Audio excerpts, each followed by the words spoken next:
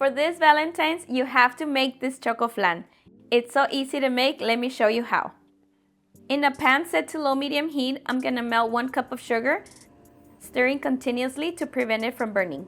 It should only take a few minutes, and after about 7 minutes, the sugar will be fully melted, but before pouring into our mold, I'm gonna grease with some cooking spray and pat away any excess. Now we pour the melted sugar into the mold and spread it evenly. For the flan mixture, we add 4 eggs at room temperature into the blender, along with 1 can of evaporated milk, 1 can of sweetened condensed milk, 1 tablespoon of vanilla extract, and 4 ounces of cream cheese. We blend.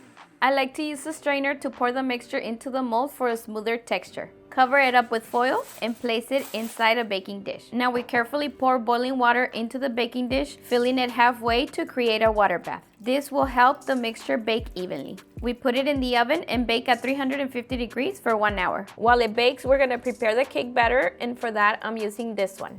We're also gonna add 3 eggs at room temperature, 1 cup of milk, and half a cup of oil. We mix everything until it's well combined, and it should look like this. It's been an hour. We're gonna take out the flan and add the cake mixture. Make sure to spread it evenly, and once done, we cover it up again and continue baking for 45 minutes at 350 degrees. It's been 45 minutes and our Chocoflan is ready. I'm gonna let it cool off for about an hour before flipping. And look at this, guys. This is gonna make the perfect Valentine's Day dessert. It's so rich, so creamy, and the caramel on top is just perfection. Now I'm gonna cut myself a piece. All right, guys, now for the moment of truth. Cheers. And there you have it, delicious Chocoflan.